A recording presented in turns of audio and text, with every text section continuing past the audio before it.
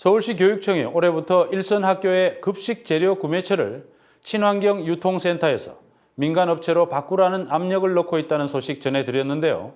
교육청 방침에 따라 민간업체에서 급식 재료를 구매한 한 학교에서 식중독이 발생했습니다. 교육청은 문제가 없다고 하지만 학생들의 급식 안전에 빨간불이 켜졌다는 우려가 높아지고 있습니다. 이유정 기자가 취재했습니다. 서울 영등포구의 한 중학교.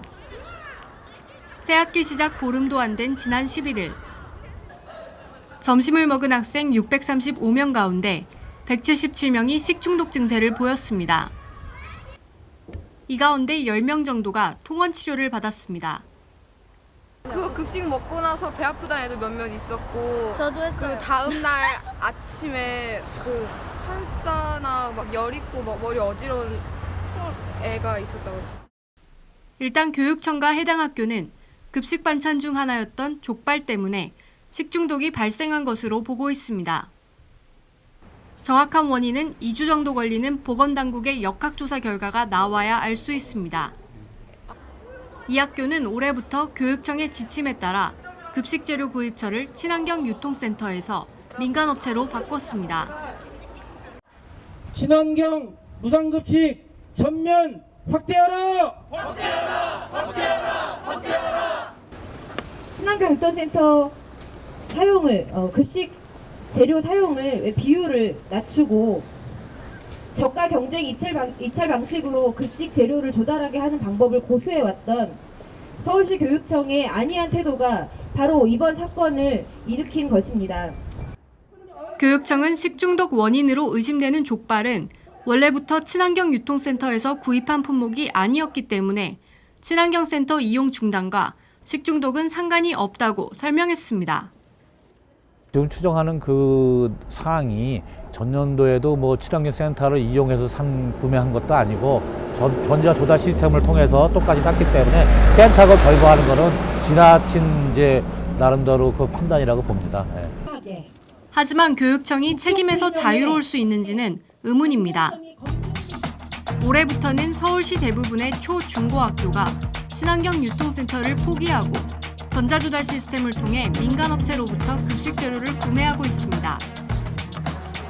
뉴스타파가 이미 보도한 것처럼 이 과정에서 교육청에 압력이 있었습니다. 그리고 친환경센터를 쓰는 게 좀 부담스러우니 우리만 남아있는 게 너무 튄다는 거죠.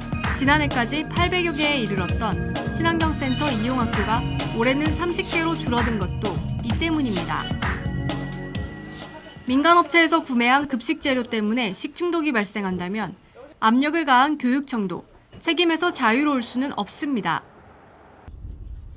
친환경 유통센터 설립 이후 지금까지 센터 이용학교에서 식중독 등 안전 문제가 발생한 적은 한 번도 없었습니다. 하지만 학교 급식 전자 조달 시스템에는 무려 5,600여 개의 민간업체가 참여하고 있는 만큼 철저한 품질 검증과 관리 감독이 어려울 수밖에 없습니다. 교육청의 눈치를 보느라 어쩔 수 없이 친환경 유통센터 이용을 그만둔 학교들의 불안감은 클 수밖에 없습니다. 한다라고 바뀌고 그런 업체에 저희가 그런 책임감을 요구를 할 수 없잖아요. 그러니까 뭐 말로는 3번 이상 심화서를 받거나 사유서를 받으면 업체 교체를 진행을 하라고 그렇게 말씀을 하시는데 사실 한 달에 20일 급식하면서 3번 사유서를 받는 업체는 진짜 막장이거든요. 정말 그런 업체는 거의 없어요. 그런데 그 3번 이상 받았을 경우에 업체 교체를 진행을 할 수 있다는 건 사실 거의 있으나 없으나 한 그런 제도 상태와 마찬가지고.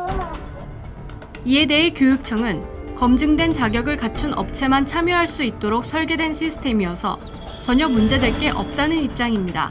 현행보다 더 강화된 기준을 갖춘 업체만 거기를 이용할 수 있게 했고요. 그다음에 사후는 119 불만 접수센터라든지 사후 평가 제도, 그다음에 나름대로 학교 측에서 이행하는 어떤 계약상 불이행 시에 퇴출 등 강한 제재 조치 등 그런 거를 통해서 물론 친환경센터든 민간업체든 각각 장단점은 있습니다. 학교 급식 전자조달 시스템을 쓰시면 친환경 유통센터보다 안전도가 떨어지지 않습니까? 더 잘하지 못하고 사전이 아니지 않습니까? 그거에 대한 지적은 맞으세요. 그거는 한 군데 잘하는데 계속 정해놓고 제가 믿을 수 있는 데만 쓰면 좋죠. 그러니까 급식 시스템의 목적을 이해를 좀 잘하셔야 되는 게 이게 안전도에 초점을 맞춘 것도 있지만 대부분은 공정성에 가장 초점을 맞춘 시스템이라고 보시면 됩니다. 문제는 일선 학교가 실정에 맞게 식재료 구매처를 자율적으로 선택할 수 있도록 해야 하는데 시교육청이 일방적으로 한쪽 방향으로 몰아간다는 것입니다. 이런 무리수 때문에 문용린 교육감의 새 급식 방침이 박원순 시장의 급식 정책을 무력화시키기 위한 것이 아니냐는 의혹이 제기되고 있습니다.